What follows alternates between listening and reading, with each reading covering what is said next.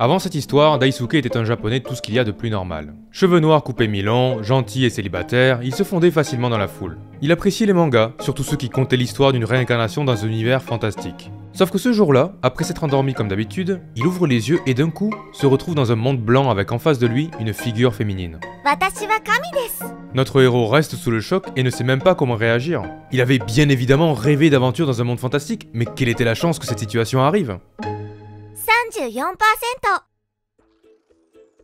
Bienvenue dans le deuxième épisode de la série où je vous raconte une histoire en utilisant des clichés d'un genre. Aujourd'hui, comme vous vous en doutez, on continue avec les isekai, avec le corpus du précédent épisode, plus 50 autres que j'ai lus pour l'occasion.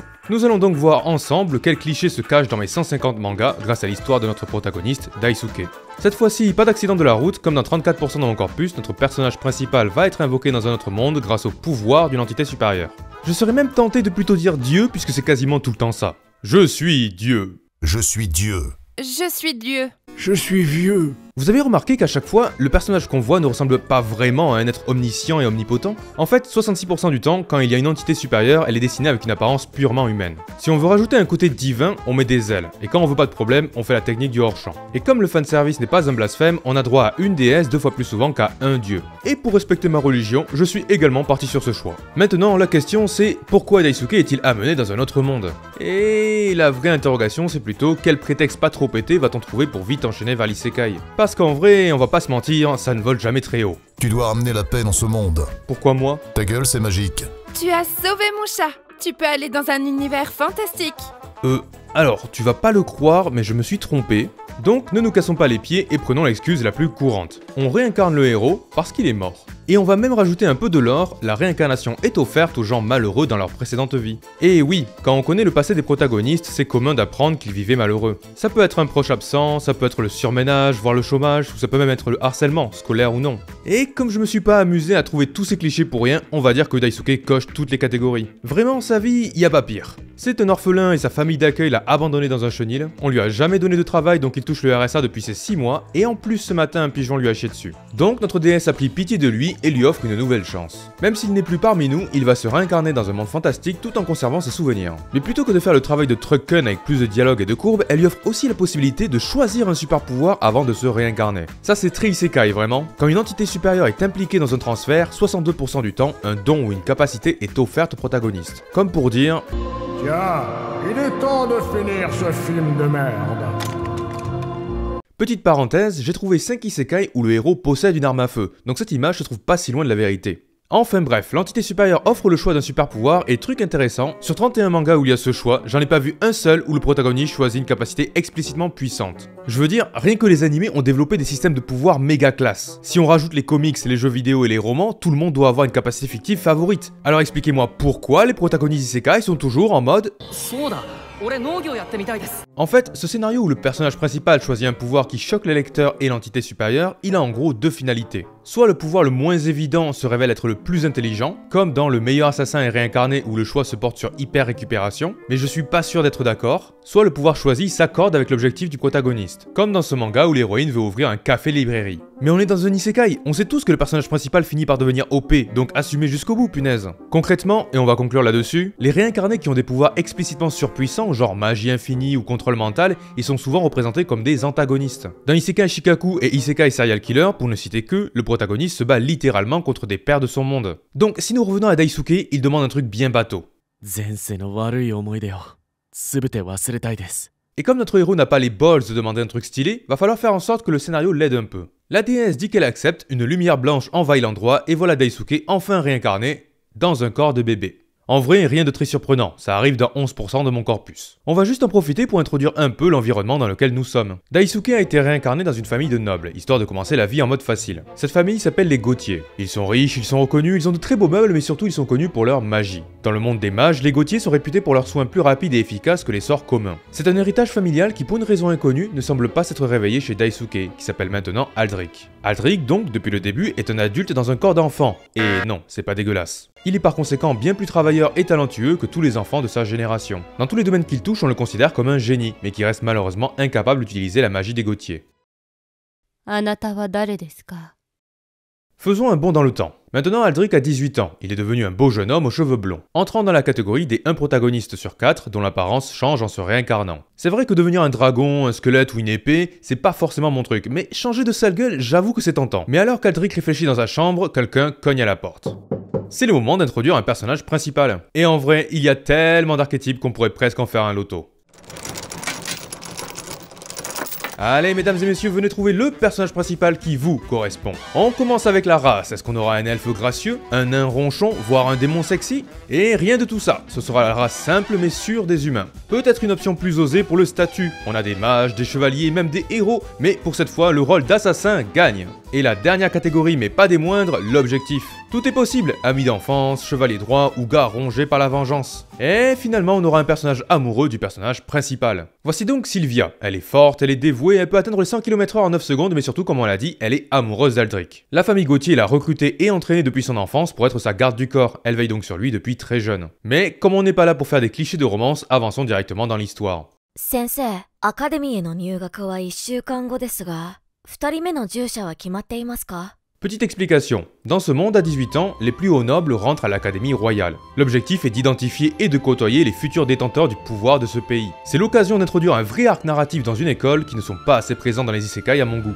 Seulement dans 13 de mes 150 isekai. Enfin bref, comme les élèves sont des nobles, ils ont le droit d'y aller avec 2 servants. Sylvia est évidemment le premier choix, mais pour le second, Aldric ne connaît personne d'assez proche pour remplir ce rôle. Il décide donc d'aller faire ce que certains protagonistes font dans mon corpus, acheter un esclave. On parlera du cliché plus tard, mais dans ce monde, l'esclavage est monnaie courante. Ce dont a besoin un noble comme Aldric, c'est d'un allié à la loyauté à toute épreuve, et dans les isekai, la solution est toute trouvée. Sur quelques conseils de sa famille, il se rend dans un commerce dans lequel il est accueilli directement par le propriétaire. Le groupe se rend dans la salle où se trouvent les stocks et le marchand semble fier de la grande variété de choix. Qu'on ait besoin de larges brutes épaisses pour servir de chair à canon ou de femmes bien en chair pour d'autres objectifs, il y a apparemment de tout. Pendant que le propriétaire monopolise la parole, l'œil d'Aldric est attiré par une frêle créature dans un coin. 彼女はモンスターに襲われた反人間の家族の一員で唯一生き残った人です。戦えるようにも見えないばかりか、病気で今朝鳩に糞をかけられました。 En écoutant son passé, notre protagoniste ressent de l'empathie pour la demi-humaine et décide de l'acheter, à la surprise du marchand. Maintenant, il faut passer par la salle d'enchantement. Dans ce monde, on utilisait la magie pour blesser les esclaves s'ils essaient de s'enfuir ou de se rebeller. Mais notre héros refuse. Quel traitement inhumain! Il reste avant tout quelqu'un de notre monde moderne, qui ne peut pas accepter un tel sort. Et donc, après avoir fait ses emplettes au marché, il ressort avec son article endommagé. Master. Est-ce que ça a réveillé quelque chose chez certains? Si oui, ne vous inquiétez pas, je soupçonne que ça arrive chez une grande partie du public des isekai, car j'ai compté 22 mangas où un des personnages appelle le protagoniste maître. Bon après, c'est pas si étonnant, quand on sait que sur 150 œuvres, 12% du temps, l'équipe du héros inclut un esclave ou ancien esclave. C'est un cliché que j'aime bien, quand on l'utilise bien. Mal amené, ça donne souvent un personnage un peu lisse et pas très intéressant. Soit l'esclave féminine full in love avec le protagoniste, soit le personnage ultra puissant à la loyauté infaillible, soit l'esclave à l'histoire triste pour tirer une larme au lecteur et montrer la bonté du héros. Et c'est pas tant le concept d'esclavage qui crée cette tendance, puisque ça arrive aussi avec des orphelins, des survivants ou des gens maudits et abandonnés. Mais revenons à notre histoire, puisqu'apparemment quelqu'un a faim. La discussion peut attendre, se dit Aldric avant de diriger le duo vers le manoir des Gauthier. Durant le trajet, notre personnage principal remarque que son esclave boite un peu et se tient le bras. Une fois arrivé, pour des raisons scénaristiques, notre héros ne trouve pas de cuisinier. Il décide donc de faire quelque chose lui-même, sous le regard surpris du duo féminin. En utilisant les connaissances de sa vie antérieure, il va nous faire des petits plats à pas piquer des hannetons. Vous l'aurez peut-être deviné, mais le protagoniste qui cuisine dans un isekai, on en voit souvent. Dans plus d'un tiers de mon corpus, il y a ce genre de scène. Soit parce que c'est le thème de l'œuvre, soit pour insister sur le côté aventure fantasy, soit pour simplement nous donner faim. Côté plat, on s'en doute, mais il n'y a pas de bouillabaisse, de pot-au-feu ou de cassoulet. Non, dans les mangas, c'est évidemment des onigiri, du tonkatsu ou du karaage. Mais comme Aldric n'est pas forcément un chef, il fait ce qu'il peut. Des sandwichs, des omurice, de la mayonnaise et des steaks qui pour une raison que j'ignore s'appellent hamburgers. Ce sont des trucs basiques mais quand même très courants dans les isekai. Avec un peu d'insistance, notre héros arrive à persuader son esclave qui n'est pas habitué à un tel traitement de manger. On a ensuite ce délicieux moment de satisfaction quand un personnage malheureux arrive à retrouver un peu de réconfort. Après le repas, son maître prend une potion de soin, un objet tellement indissociable des isekai de la fantasy que j'ai même arrêté de le compter, et lui donne.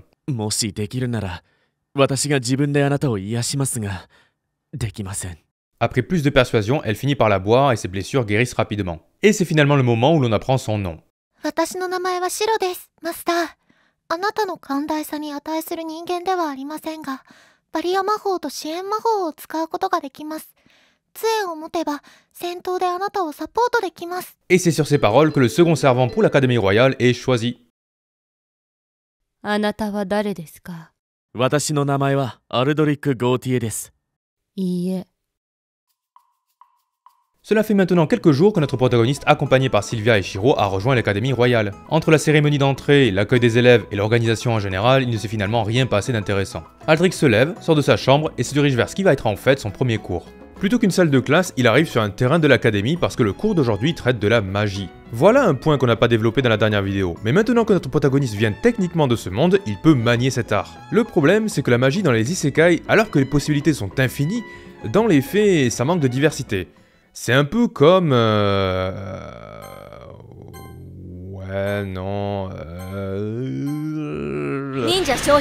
Enfin bref, la magie la plus courante, ça reste la magie de soin ou de récupération. Mais c'est un truc de fantaisie en général, donc je ne l'ai pas compté. D'ailleurs, pour expliquer, dans cet univers, tout le monde ne peut pas utiliser l'art de la récupération. Et même le soin d'un mage moyen fait pas le comparaison face à la magie des Gauthier qui ont une affinité avec. On comprend alors l'humiliation d'Aldrich de ne pas être capable d'utiliser le moindre sort de guérison. Ensuite, il y a également la magie de renforcement physique, présente 18% du temps. Elle fait littéralement ce pourquoi elle est nommée, même si je trouve qu'elle manque de sens à mon goût. Et enfin, on a la magie élémentaire, la fameuse, et dont les sorts les plus connus sont... Fireball, Ice Needle, Stone Ballet.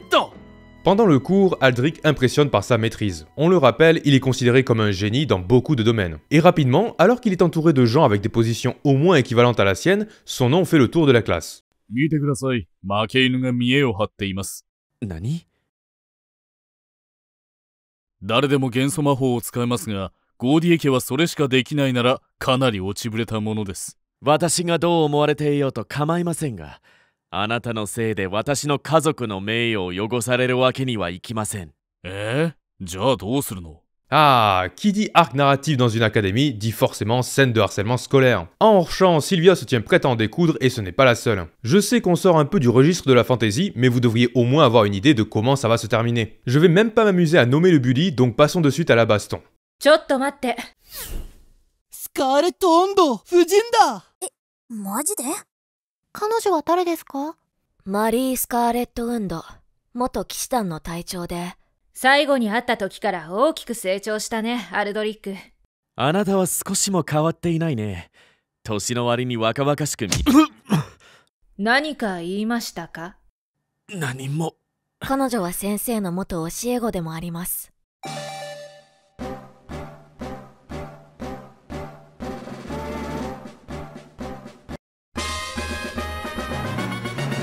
Félicitations, votre héros d'Isekai a évolué en protagoniste de harem. Et oui, qui dit isekai dit très souvent harem. Le cliché du grand groupe de femmes est presque aussi présent que le cliché de la cuisine. Et non, les deux ne sont pas liés. C'est d'ailleurs une plaie à compter car la définition change en fonction des sensibilités. Par exemple, j'ai trouvé 81 mangas où le protagoniste n'a que des camarades féminins. Mais j'ai souvent des duos ou des trios, donc est-ce que je les considère comme harem? Et à l'inverse, certains harems connus comptent parfois un personnage principal masculin qui vient casser les statistiques. Donc de mon côté, pour être plus précis, j'ai compté les fois où la situation un héros masculin avec 3 camarades féminins arrive, et c'est quand même 28%. Il faut aussi prendre en compte que pour avoir 3 femmes dans l'équipe, il faut au moins 3 personnages principaux introduits, et ça n'arrive pas dans tout mon corpus. Bref, revenons à notre histoire. La classe reste surprise à la vue de la relation entre Marie et Aldrich. Notre bully sent le vent tourner et s'en va sans demander son reste. Son départ n'est même pas remarqué par le duo. なぜ決闘しない？昔のように。気をつけて、先生。私は以前の私とは違う。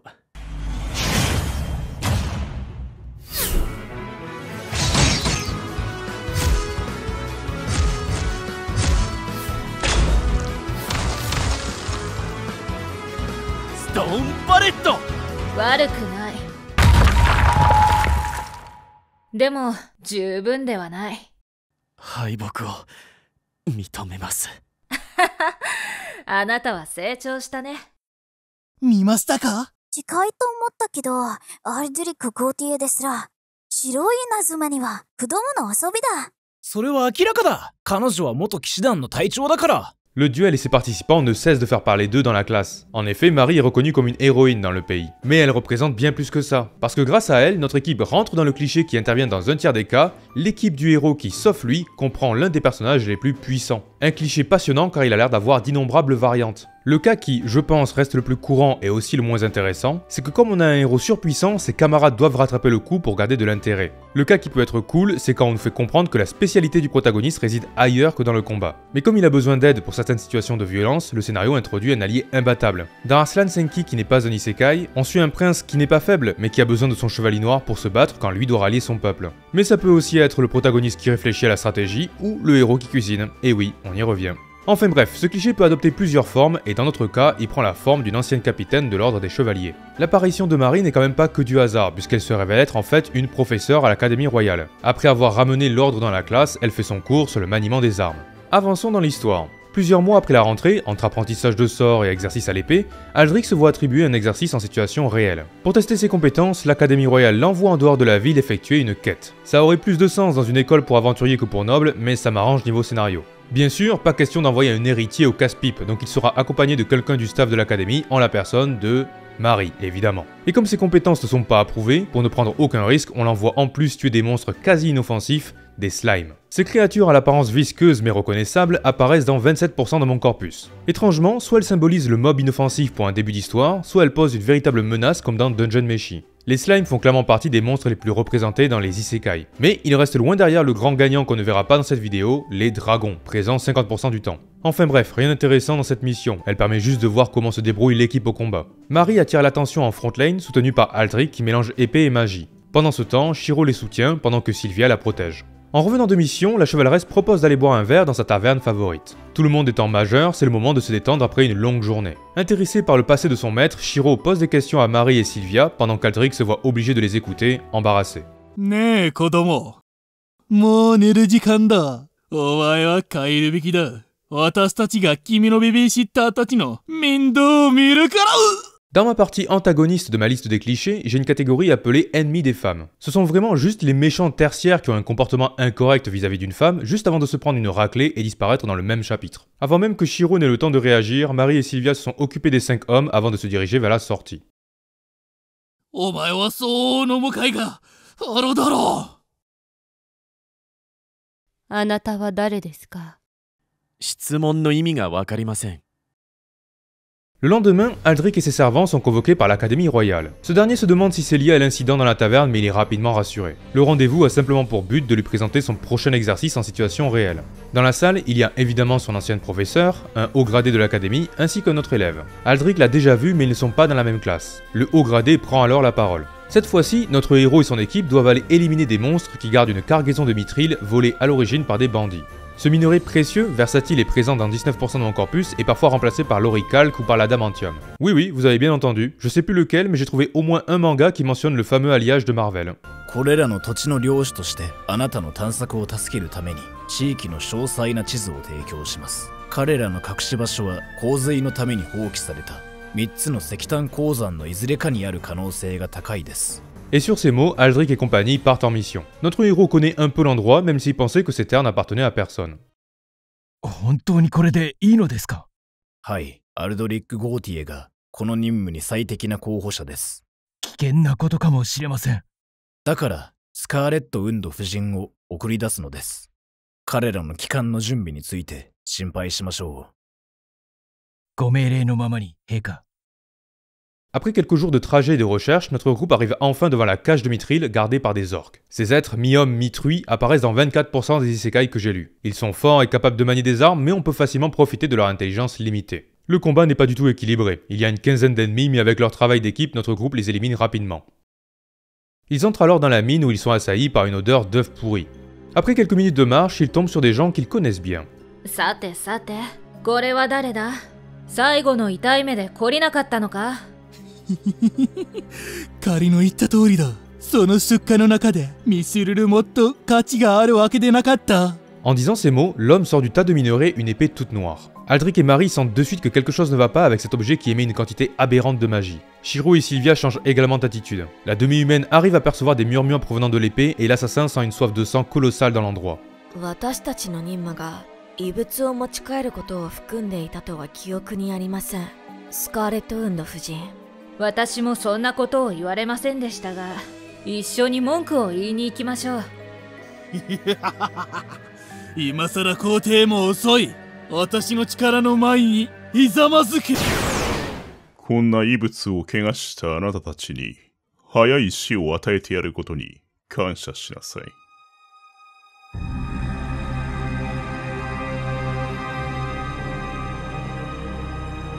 安心してください。あなたに対して何もありません。生きたいのなら立ち去るべきです。動乱の紋章が膨れ上がり、先生、白と一緒に逃げた方がいいです。何？あなたは？私たちはこれを決して解放してはならないと感じるほどには長く生きてきました。それなら一緒にいます。ゴーティエ家は敵から逃げたりしません。私が守るべき子供がいつの間にか男になったのですか？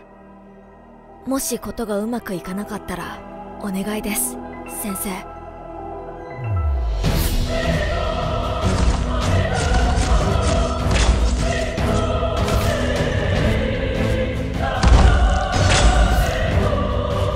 アルドリック!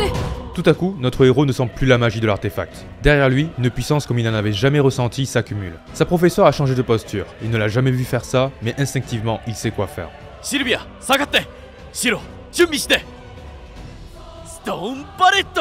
Stone Palette! Ce qui allait sauver Aldrich, c'était quelque chose qu'il avait entendu il y a très longtemps. Tellement loin qu'il l'avait presque oublié. Savez-vous ce qu'on obtient en mélangeant du charbon, du soufre, sailli par une odeur d'œuf pourri, et du salpêtre? カヤク、ファイヤーボール！ホワイトバレア！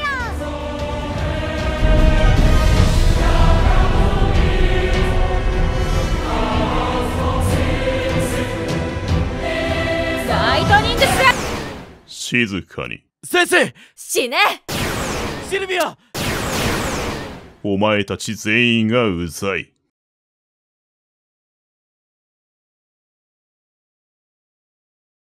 あなたは誰ですか？私の名前はアルドリック・ゴーティエです。いいえ、それは本当の名前ではありません。ここ数年で本当に多くのことを忘れてしまいました。空腹を忘れるために眠りに落ちようとする感覚を忘れてしまっていました。どこで夜を過ごすかわからない恐怖を忘れていました。人混みの中での孤独と孤立感も忘れていました。ここ数年は楽しいものでした。これ以上のものを望むことはできませんでした。アルドリック！先生。マスター。シロ。先生。シルビア。ねえ、お願いがあるんだけど、私と一緒にいた人たちを守ってくれる？最近シロはますます笑顔を見せるようになった。彼女は私が作ったフランをもう一度食べてみたいと言っていた。先生はいつも同じ。彼女はこの世界をより良い場所にする以外に人生の目的を持ったことがない。そしてシルビアは仕事に対して相変わらず真剣だ。彼女は最初から私のそばにいて、私はちゃんと感謝する時間を持ったことがない。みんなまた会いたい。あなたは誰ですか？私の本名は大輔鈴木です。私はみんなが言う完璧な後継者ではありません。これまでの何年も誰もが信じるように誰をもあざいてきただけなので、これが私の罰だと思います。お願いです。どんな罰でも受け入れますが、彼らを救ってください。私は嘘つきで誰でもなく詐欺師ですが、あなたに全てを捧げます。欲しいものを取ってください。その代わりに彼らを守ってください。大輔鈴木、お前はついに自分の真のアイデンティティを受け入れた。お前はずっとゴーティエであるにふさわしい存在だった。私たちの力がお前に唱えませんように。